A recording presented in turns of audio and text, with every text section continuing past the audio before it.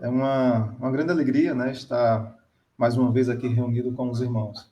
Queridos, hoje a nossa exposição será no capítulo 13 de Neemias, o último capítulo aí do livro de Neemias. Mas nós não iremos hoje abordar o capítulo todo. Nós iremos ver do verso 1 até o verso 14. E na próxima semana, se Deus assim permitir, nós iremos então ver aí do verso 15 até o verso 31, ok? Mas antes de continuarmos, oremos mais uma vez. Querido Deus e Pai, obrigado, Senhor, por essa oportunidade que o Senhor tem nos dado de ouvir a Tua palavra, mesmo em tempos difíceis, mesmo nós estamos vivendo em tempo de pandemia, em tempo de quarentena. O Senhor não tem nos deixado faltar o alimento. Querido Deus, oramos em prol dos irmãos que estão enfermos, dos irmãos que estão enfrentando grandes desafios, tanto na área da saúde, na área financeira, que o Senhor possa dar a esses irmãos refrigério, que o Senhor, que é o Deus de toda consolação, possa os consolar. Querido Deus, também oramos em prol dos irmãos que estão distantes, levando a tua palavra de forma corajosa e usada. Que o Senhor possa os ajudar, que o Senhor possa os animar. Querido Deus, oramos também em prol das famílias que estão passando por grandes dificuldades por conta dessa pandemia. Que o Senhor possa os ajudar. Que o Senhor possa se revelar para elas de uma forma salvífica e que nós sejamos instrumentos usados em tuas mãos para tal fim. Querido Deus, te pedimos humildemente que essa noite o Senhor nos faça compreender a tua palavra e que a tua palavra possa trazer mudança em nossas vidas. Amado Deus, recebe essa oração em nome do Senhor Jesus. Amém. Amém. Amém. Muito bem. Amém. Amém. Amém. Amém. Eu vou tentar colocar aqui a Bíblia, né, na tela para que os irmãos possam acompanhar a leitura. Nós iremos fazer aí a leitura do verso 1 até o verso 14. Se os irmãos conseguirem colocar o celular de lado, né, os irmãos terão uma visão melhor da Bíblia, né, com que eu vou colocar aqui na tela.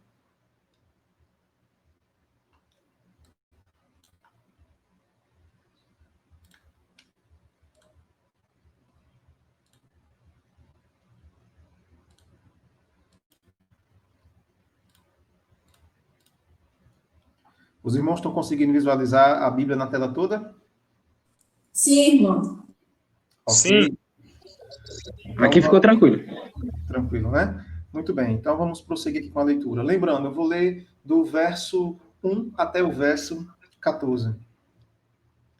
Naquele dia, leu-se no livro de Moisés, aos ouvidos do povo, e achou-se escrito nele que os amonitas e os moabitas não entrassem jamais na congregação de Deus, porquanto não tinham saído ao encontro dos filhos de Israel com pão e água. Antes, contra eles assalariaram a Balaão para os amaldiçoar. Porém, o nosso Deus converteu a maldição em bênção. Sucedeu, pois, que, ouvindo eles esta lei, apartaram de Israel todo elemento misto.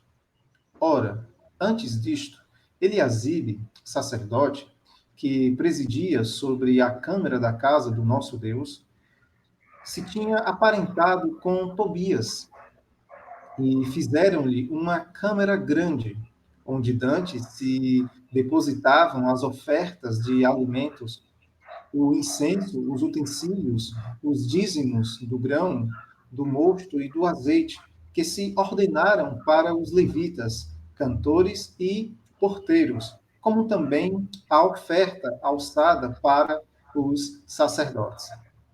Mas, durante tudo isso, não estava eu em Jerusalém, porque no ano 32 de Artaxerxes, rei da Babilônia, fui ter com o rei, mas após alguns dias, tornei a alcançar licença do rei.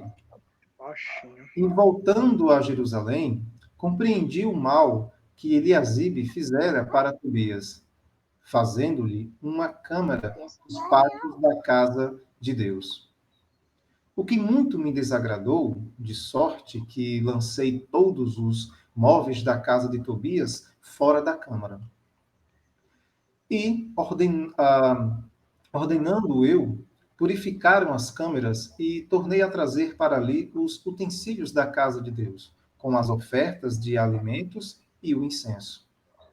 Também entendi que os quinhões dos levitas não se lhes davam, de maneira que os levitas e os cantores que faziam a obra tinham fugido cada um para a sua terra. Então contendi com os magistrados e disse: por que se desamparou a casa de Deus? Porém, eu os ajuntei e os restaurei no seu posto. Então, todo Judá trouxe os dízimos do grão, do mosto e do azeite aos celeiros.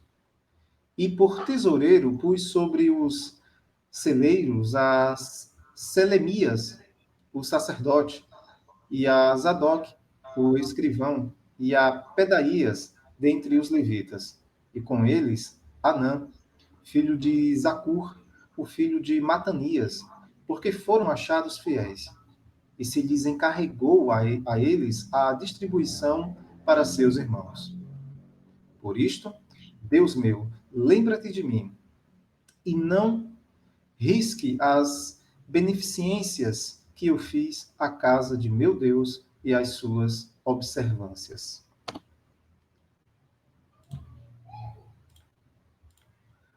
Até aqui, queridos irmãos. Os irmãos conseguiram compreender com clareza a leitura? Foi tranquilo?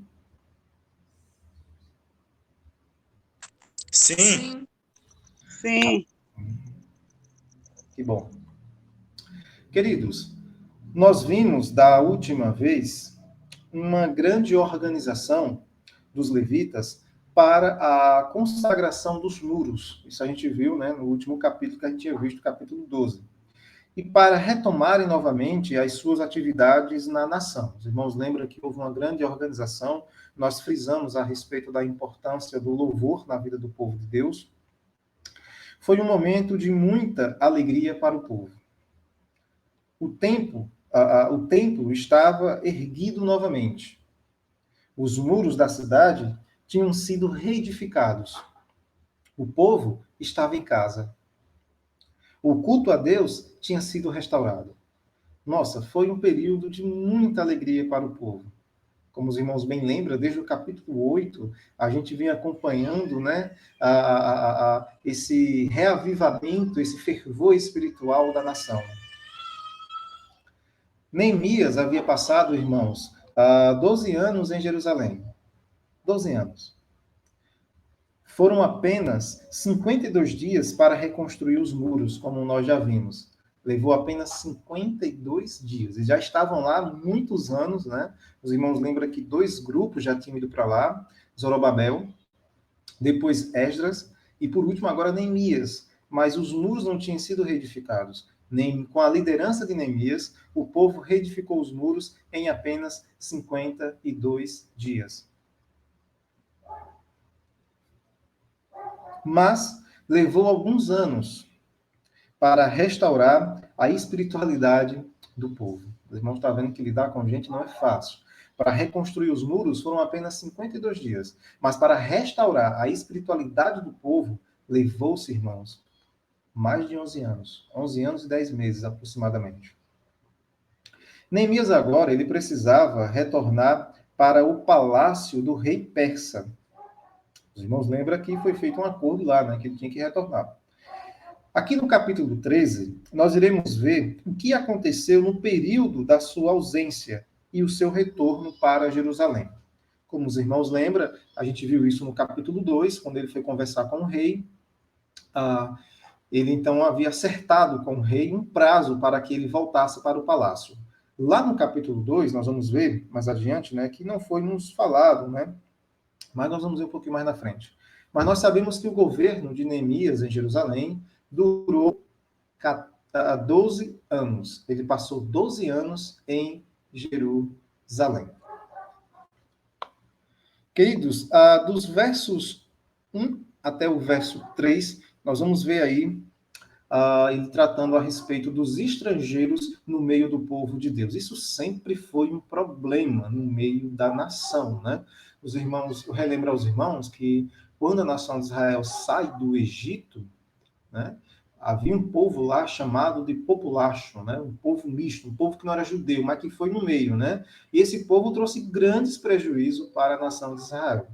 As nações em volta do povo de Deus também influenciaram muito a nação de Israel. Né? Então, nós não podemos negligenciar a influência externa. Então, dos versos 1 aí até o verso 3, ele vai tratar justamente desse ponto dos estrangeiros, né? Já começa com Neemias aí tomando aí a decisões, já resolvendo certas questões. Mas aí eu relembro os irmãos que entre o capítulo 12 de Neemias e o capítulo 13 existe um espaço aí de 12 anos, ok? 12 anos. Aonde nesse período de 12 anos aconteceram muitas coisas.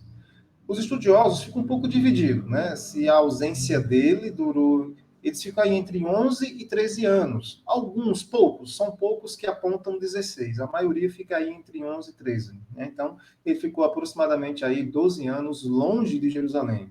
Ele passou 12 anos governando Jerusalém. Depois de 12 anos, ele retorna para a Pérsia, para a Babilônia, né? Para a cidadela lá do rei da Síria. E ele fica lá 12 anos afastado de Jerusalém. Depois de 12 anos, então, ele retorna. E aí o capítulo 13. Os irmãos, deu para compreender? Tranquilo, né? Então, dos versos 1 até o verso 3, Neemias, irmãos, só relembrando, havia passado 12 anos em Jerusalém. Ele trabalhou arduamente para o bem de sua nação.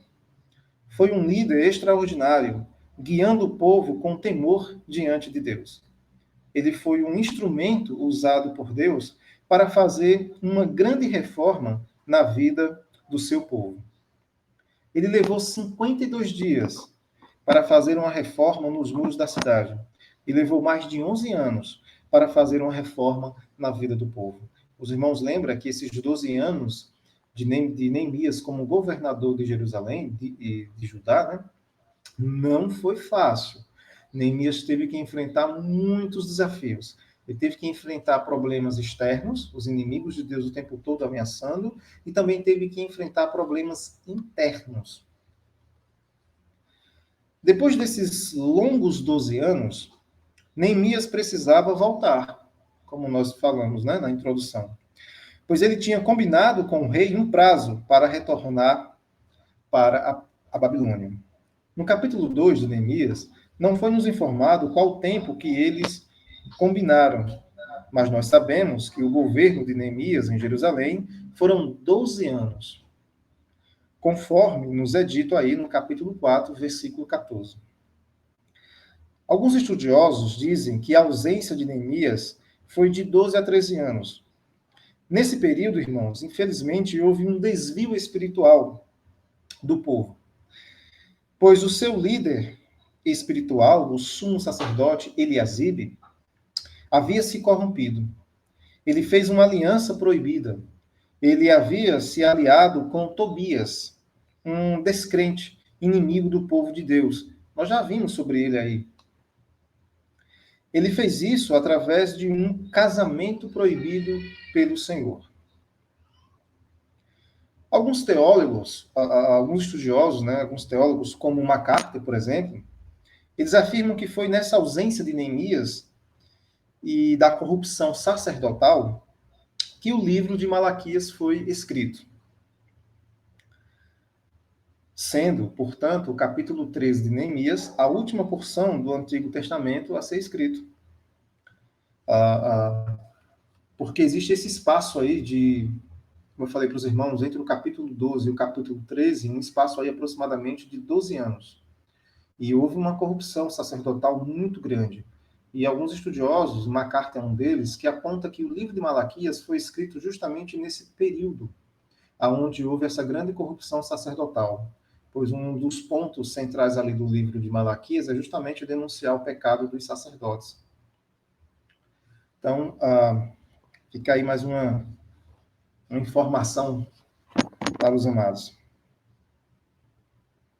O capítulo começa, a partir do verso 1, começa falando que foi lido para o povo, no livro de Moisés, de que era proibido o casamento com os amonitas e os moabitas, pois eles foram grandes opositores do povo de Deus quando saíram do Egito. Isso está lá em Deuteronômio, capítulo 23, do verso 3 até o verso 5. Eu vou ler aqui rapidamente para os irmãos. Eu não vou colocar na tela, mas eu vou ler aqui rapidamente. Os irmãos devem acompanhar. Deuteronômio, capítulo 23, do verso 3 até o verso 5. Diz o seguinte: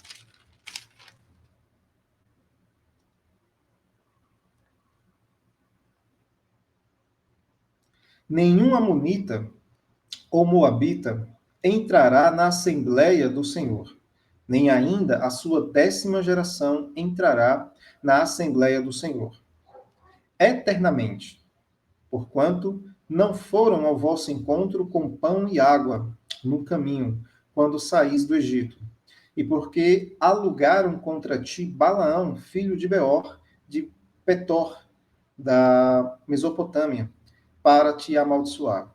Porém, o Senhor teu Deus não quis ouvir a Balaão, antes trocou em bênção a maldição, porquanto o Senhor teu Deus te amava. Eu relembro aos irmãos que no capítulo 10, voltando lá para Neemias,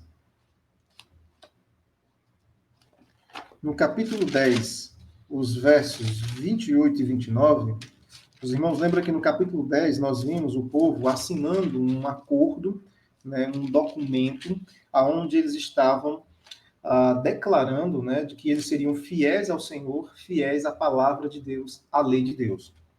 E aqui no capítulo 10, no versículo 28 e versículo 29, diz o seguinte: Neemias, capítulo 10, verso 28 e verso 29.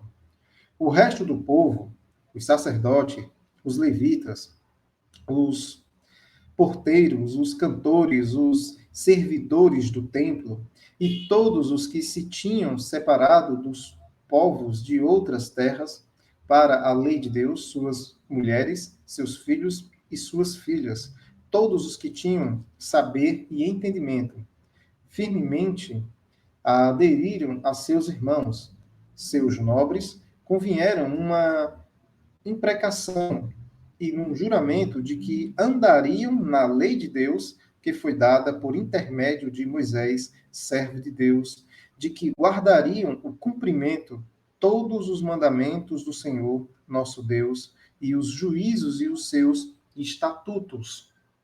E na lei de Deus, com clareza, está escrito que o casamento misto com o povo que não professa a mesma fé, ele é pecado, né? E eles entenderam isso. Nós acabamos de ver o verso de 1 a 3, falei para os irmãos, ele fala com clareza esse ponto. Eu vou até reler aqui para os irmãos, capítulo 13, verso de 1 a 3.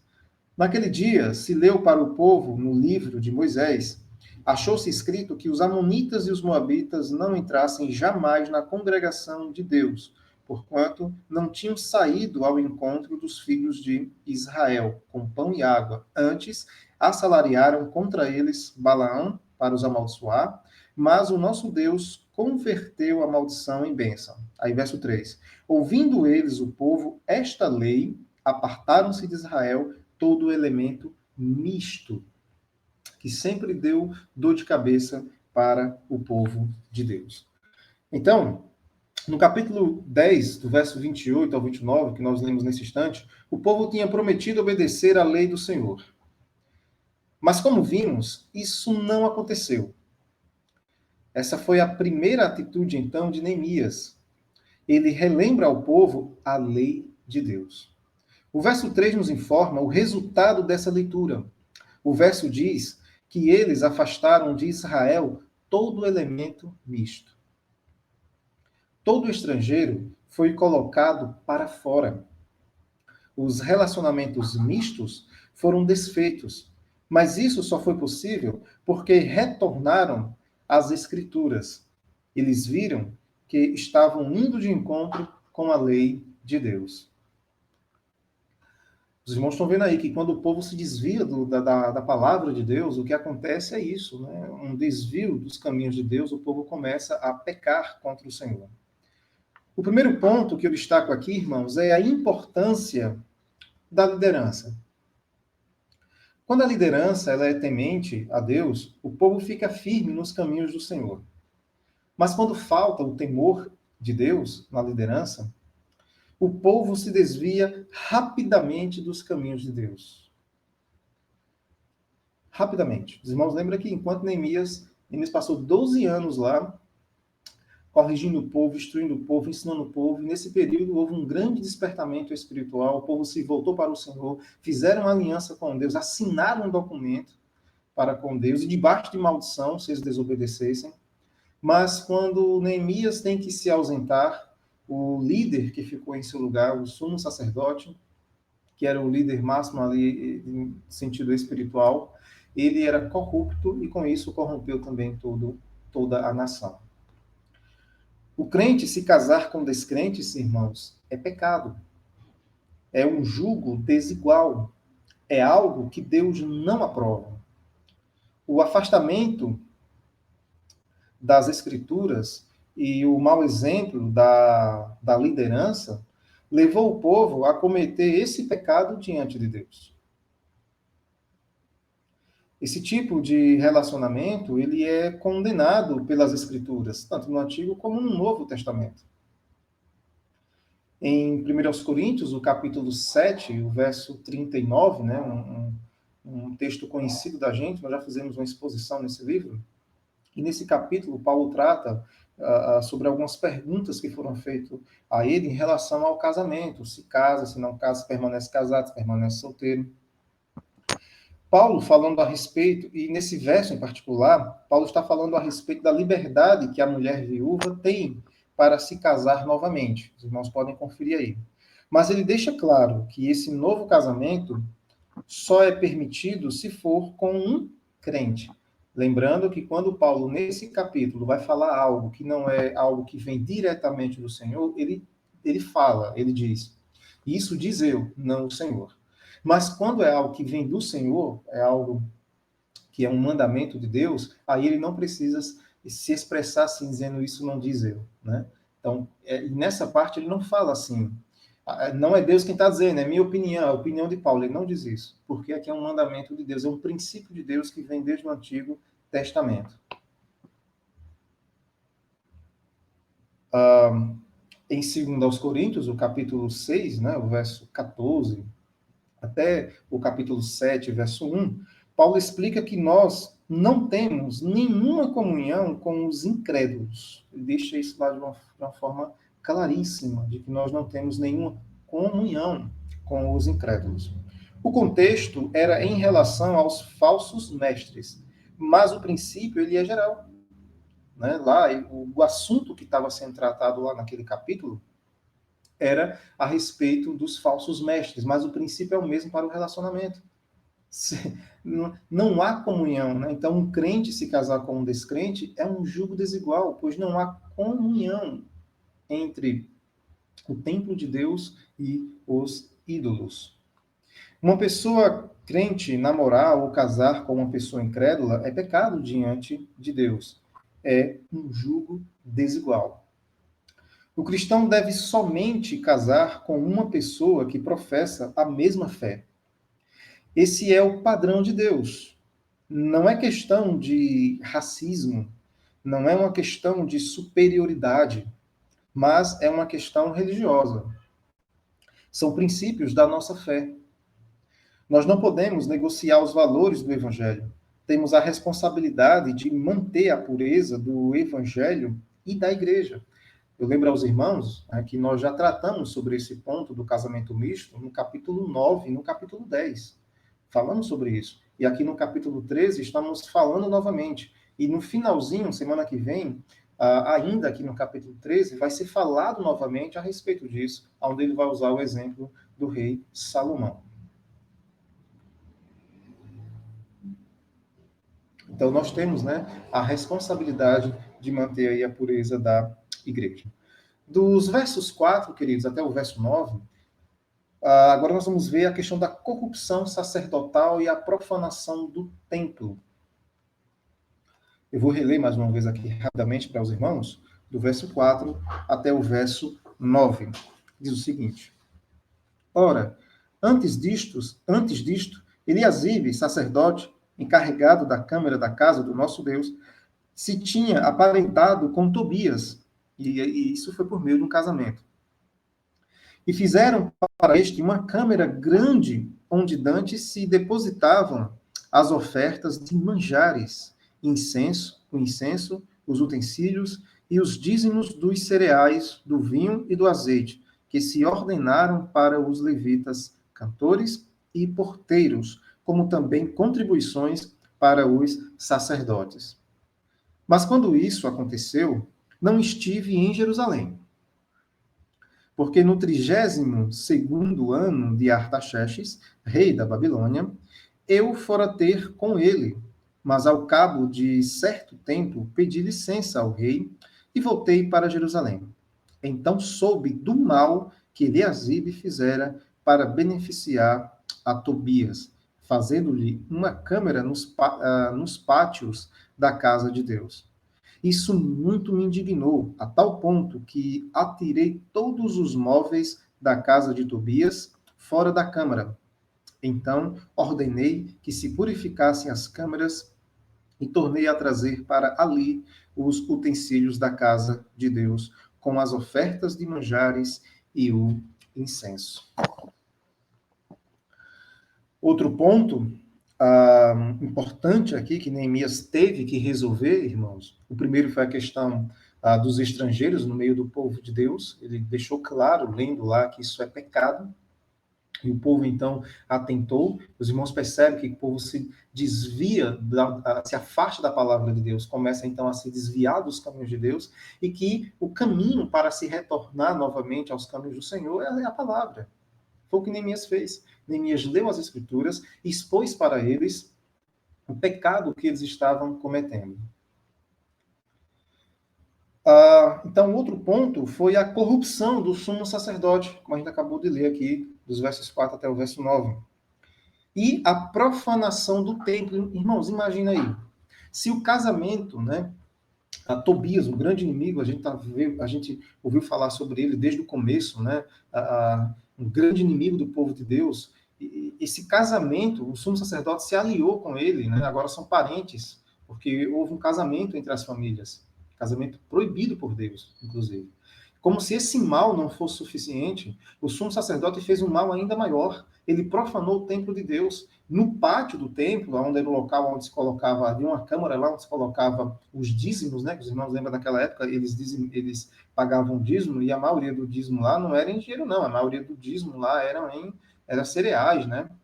Havia sim também dízimo em dinheiro, mas a maioria das ofertas que eles faziam era do fruto do campo que eles colhiam, era de suas colheitas, de suas plantações, de seus rebanhos. Eles fizeram a casa de Tobias no pátio do templo. Imagina aí, um incrédulo pagão que não é temente a Deus, não é crente no Senhor, morando no pátio da casa de Deus. Neemias ficou indignado com isso, irmãos. Indignado. Nós também devemos ficar indignados com o pecado. Nós não podemos ficar tranquilo com o pecado. Jamais. Devemos lamentar, devemos chorar, devemos, de fato, nos irar com o pecado. Dentro da igreja, dentro de nossa casa, o pecado em nossas vidas.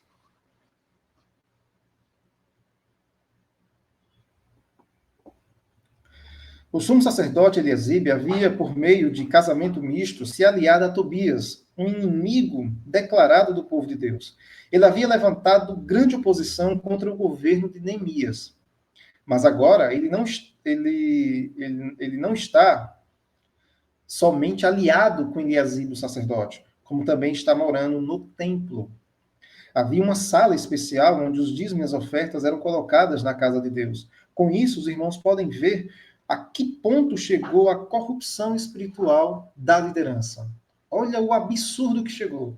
A corrupção sacerdotal era tão grande que o sumo sacerdote colocou um incrédulo, um pagão, para morar no pátio do templo de Deus, irmãos.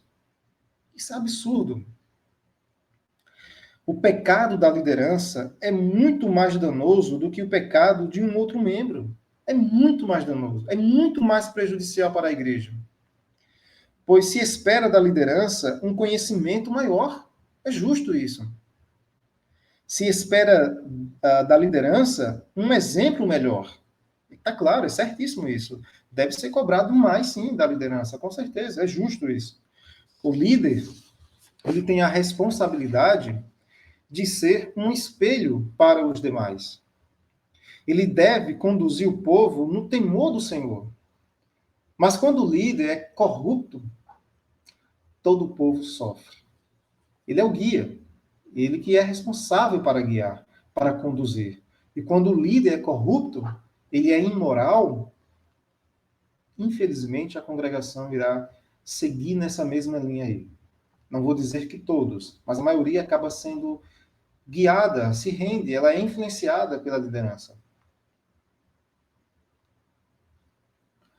Nos versos 6 a 8, Neemias deixa claro que isso aconteceu em sua ausência. Claro, se Neemias estivesse lá, ele jamais iria permitir que isso acontecesse.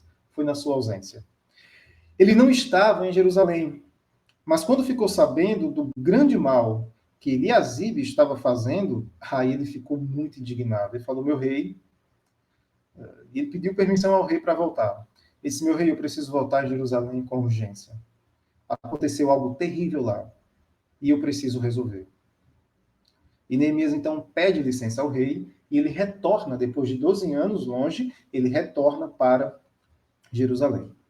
A sua indignação, irmão, era tão grande, que quando chegou lá e viu que Tobias estava morando no pátio do templo, ele jogou fora todos os seus móveis, purificando assim o templo. É muito semelhante, se os irmãos lembrarem, né?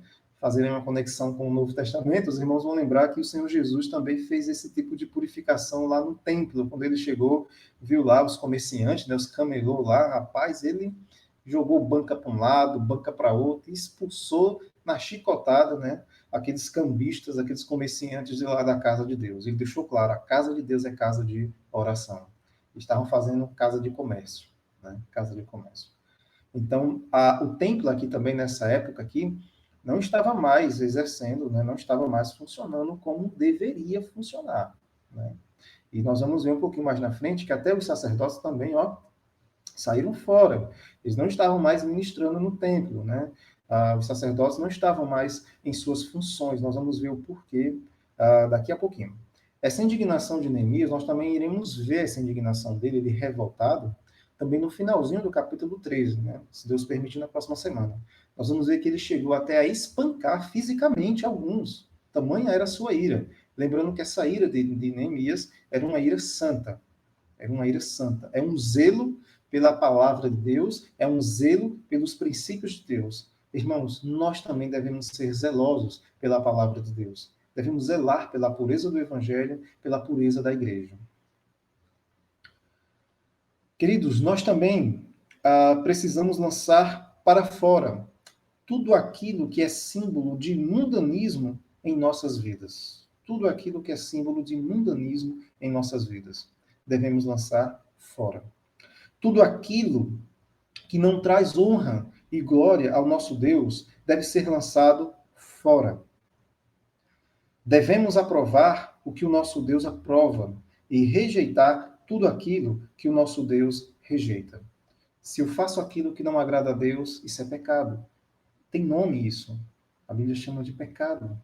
Às vezes nós tentamos amenizar os nossos erros, mas não tem como amenizar o pecado, irmãos. É pecado. O que nós devemos fazer diante do pecado é nos arrepender, nos reconciliar com Deus, é pedir perdão. É isso que a Bíblia nos orienta. A Bíblia não fala que nós não pecamos, mas ela fala que quando isso acontecer, e isso vai acontecer, todos nós falhamos, é que nós devemos pedir perdão ao nosso Deus. Então nós devemos rejeitar tudo que o nosso Deus rejeita. Devemos constantemente, irmãos, fazer uma avaliação em nossas vidas, diariamente, e ver o que não está de acordo com a lei de Deus. Para aqueles que estão firmes nos caminhos do Senhor, não desanimem. Não cansem de fazer o bem. Em breve, o nosso Deus virá e lhes recompensará de tudo quanto vocês têm feito. Para aqueles que não estão vivendo de acordo com a vontade do nosso Deus, lembre-se que ainda dá tempo de se arrepender. Ainda dá tempo de se reconciliarem com Deus. Mas é preciso abandonarem o pecado para poderem restaurar a comunhão com o Senhor. Então, esse foi mais um ponto que Neemias teve que tratar. Primeiro, nós vimos que foi a questão dos estrangeiros, né? E aí envolvia também a questão do casamento misto, embora no finalzinho do capítulo ele vai retomar novamente esse ponto, falar novamente sobre essa questão do casamento misto. O segundo ponto que nós vimos aqui, a Neemias teve que resolver, foi a questão da corrupção sacerdotal e a profanação do templo. Ele purificou o templo, botou para fora, e nós também devemos colocar para fora tudo aquilo que é símbolo de Tobias, né? Símbolo do mundo, né? Mundanismo em nossas vidas. O irmão Edson, em um dos louvores que ele louvou hoje, para a glória de Deus, foi o lamento de Israel, que lá diz com clareza que Babilônia não é o nosso lugar. A Babilônia é um símbolo do mundo, e a gente vê isso com clareza, essa analogia da Babilônia com o mundo, em Apocalipse. Lá aponta a Babilônia como sendo o mundo. Irmãos, o mundo não é o nosso lugar. A nossa vida não deve ser regida e guiada pelos padrões do mundo, mas pelos princípios que Deus tem nos ensinado no Evangelho. Agora, por vivermos de acordo com a palavra de Deus, nós iremos sofrer aqui nesse mundo, com certeza, né? O mundo jaz no maligno. O mundo não amou o nosso Senhor. O mundo não ama a Deus. Então, o mundo também não vai nos amar, não. A gente deve esperar do mundo oposição mesmo. Ok, queridos? Seguindo aqui, irmãos.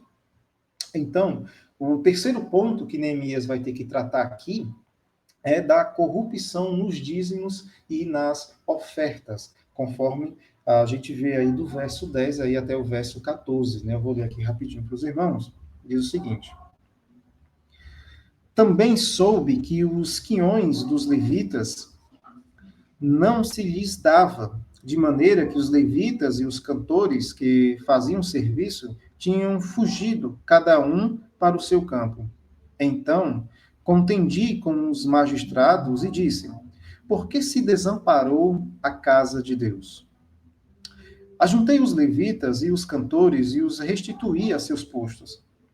Então, todo Judá trouxe os dízimos dos cereais, do vinho e do azeite aos depósitos. Por tesoureiros dos depósitos pus Selemias, o sacerdote, Zadok, o escrivão, e dentre os levitas, Pedaías, como assistente deles, Anã, filho de Zacur, filho de Matanias, porque foram achados fiéis, e se lhes encarregou que repartissem as porções para seus irmãos. Por isto, Deus meu, lembra-te de mim, e não apagues as beneficências que eu fiz à casa de meu Deus e para o seu serviço. Então, esse é mais um ponto, né, que Neemias teve aqui, queridos, que corrigir na vida da nação. Os irmãos estão vendo aí que toda essa corrupção ela é resultado do afastamento das escrituras e da influência da liderança corrupta. Tudo isso contribuiu para esse desvio da palavra de Deus. E os irmãos lembram, eles tinham assinado, irmãos, né, uma aliança com Deus. E eles quebraram essa aliança. Desobedeceram a palavra de Deus. Querido, o afastamento das escrituras nos leva a uma vida de pecado. Outro ponto que Neemias teve que resolver foi as ofertas destinadas ao sustento dos sacerdotes. Por conta da corrupção espiritual do povo e da liderança espiritual, as ofertas, mais uma vez, foram negligenciadas. Nós já tratamos a respeito dessa questão em Neemias, que as ofertas, o povo não estava ofertando. Neemias, então, nós vimos isso no capítulo 12, ele chamando os sacerdotes, os levitas que estavam espalhados, de volta, e o povo, então, ofertou com muita alegria. Por falta de sustento, os sacerdotes tiveram que abandonar o trabalho do templo e se espalharam pelo território de Judá, mais uma vez. Né? E nós já vimos isso no capítulo 12, que Neemias convocou todos os levitas para voltarem para os seus postos, para servirem ao Senhor. Ele então colocou levitas para os louvores, os levitas para pregarem a palavra, os levitas para ministrarem não somente a pregação, os louvores, e também ficarem nas portas, né, como guardas. Então, houve uma organização ali por parte dos levitas, e o povo, então, todos ofertaram, contribuíram para a manutenção do serviço na casa de Deus. Mas, como as ofertas foram negligenciadas, então não houve mais sustento para esses levitas, e eles tiveram que se espalhar novamente, tiveram que trabalhar, né, para poder se sustentar. O ideal de Deus é que os ministros da palavra vivam da palavra. Mas, infelizmente, no contexto em que nós vivemos, nem sempre isso é possível. Aqui, nesse contexto, as Escrituras apontam como infidelidade por parte do povo.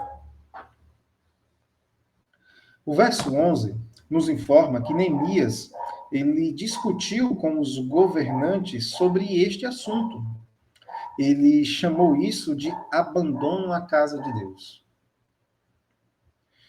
Se os irmãos fizerem uma observação mais atenta no Antigo Testamento, perceberão que as ofertas estão ligadas com o estado espiritual do povo. Quando se afastam dos caminhos do Senhor, as ofertas são negligenciadas. E quando o fervor espiritual é restaurado, o povo começa novamente a ofertar. Isso é um padrão aqui no Antigo Testamento. Os irmãos podem observar atentamente que quando o povo está afastado, né, quando há negligência nas ofertas, isso é um sinal de que o povo está frio espiritualmente, estão distantes dos caminhos do Senhor. Mas quando o povo está nos caminhos do Senhor, alegres com o Senhor, então, eles começam a ofertar.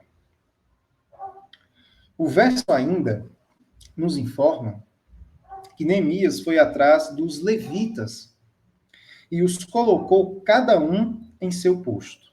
Ele foi atrás. Ele não pode ficar desse jeito. Os irmãos lembram que ele expulsou Tobias do templo, botou os móveis de Tobias para fora, purificou o templo, e agora foi atrás dos levitas para trabalharem no templo, né? Como nós já vimos, Neemias foi um líder extraordinário, temente a Deus.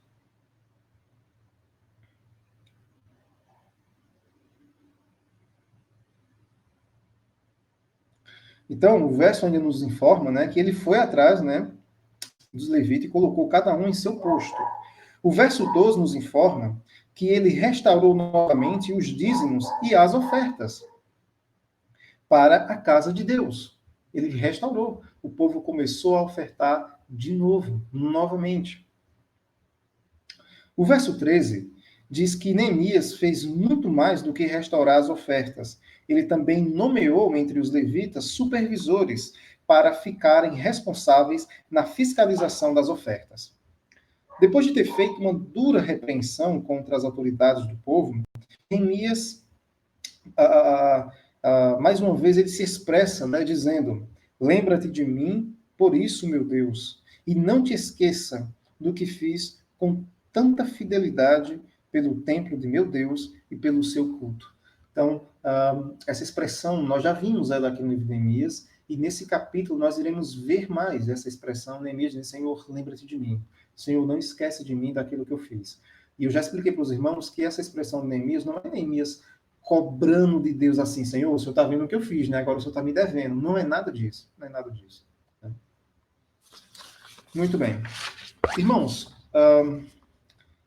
talvez alguns de nós não tenham dado a devida importância para as ofertas. Mas devemos lembrar que elas fazem parte da nossa adoração a Deus. Nós acabamos de aprender que quando deixamos de ofertar, estamos cometendo o pecado de abandono à casa de Deus. Eu não sei se os irmãos tinham essa concepção, se os irmãos tinham tal entendimento. Se não tinha, agora tem. De que quando nós não ofertamos, quando deixamos de ofertar, nós estamos então abandonando a casa de Deus. Isso é encarado por Deus e pelas Escrituras como sendo um abandono à casa do Senhor. E que a falta de oferta, irmãos, ela revela muito sobre a nossa espiritualidade. Foi isso que a gente aprendeu aqui. né? Que quando deixamos de ofertar, isso é um pecado, estamos abandonando a casa do Senhor. E também a falta da oferta, ela revela como está a nossa espiritualidade. Pois quando nós estamos fervorosos, realmente alegres com o Senhor, nós ofertamos. A gente não fica aquela preocupação, eita, o que eu tenho é tão pouco, não vou ofertar não porque é pouco. Não, a gente oferta o que tem e dá com alegria. E faz isso com alegria, porque Deus ama quem faz isso, quem oferta com alegria em seu coração, com gratidão. Verdade, irmão. A oferta, ela é uma espécie de termômetro, né? A oferta está ligada diretamente com o nosso relacionamento com Deus. Nós não podemos ser negligentes nesse aspecto da vida cristã. Devemos entender que é um privilégio podermos ofertar. Que Deus, irmãos, nos abençoe nesse ponto também, né? Então, queridos, como eu falei para os irmãos, nós iremos ficar até aqui nesse ponto, né? Até o verso 14. Eu espero que tenha ficado claro até aqui para os irmãos, né? Nós estamos vendo aí que Neemias teve que tratar aí já com esses pontos, né? Ele tratou a respeito da mistura, né, dos estrangeiros no meio do seu povo, o primeiro ponto que foi tratado ali no capítulo 13. Depois a gente viu ele tratando a respeito da corrupção sacerdotal e a questão da corrupção no templo de Deus havia sido profanado. Também, queridos, a gente viu ele tratando a questão da corrupção nos dízimos e também nos dízimos e nas ofertas que eram feitas lá. Por conta disso, os sacerdotes tinham se espalhado, né? Tinham se espalhado. E o serviço na casa de Deus tinha sido negligenciado. Então, que o nosso Deus possa nos ajudar, que o nosso Deus possa nos dar sabedoria para que nós possamos viver a vida de forma prudente e de acordo com a vontade do nosso Deus. Queridos, oramos mais uma vez ao nosso Deus. Querido Deus e Pai, obrigado, Senhor, por esse privilégio, por essa oportunidade de ouvir a Tua palavra, que a palavra ministrada essa noite possa trazer mudanças em nossas vidas, que possa, de fato, trazer transformação, que possa, de fato, fazer com que nós possamos entender a importância da Tua palavra e da nossa obediência a ela. Pai, quebra o nosso coração, quebra a dureza do nosso coração, quebra o orgulho que ainda reside em cada um de nós. Nos humilha diante de Ti, Pai. Nos coloca em nosso devido lugar, que é aos Teus pés. Pai, que a nossa vida seja para a Tua honra e para a Tua glória. Amado Deus, recebe essa oração em nome do Senhor Jesus. Amém. Amém. Amém. Amém. Queridos, foi um prazer. Eu espero que tenha ficado claro para os irmãos, né? Se os irmãos tiverem alguma dúvida, os irmãos podem entrar em contato comigo, perguntar, tá bom? Que a gente vai conversando. E se Deus permitir, semana que vem, então, iremos aí finalizar o capítulo 13 de Neemias. Ok? Amados, graça e paz e até a próxima.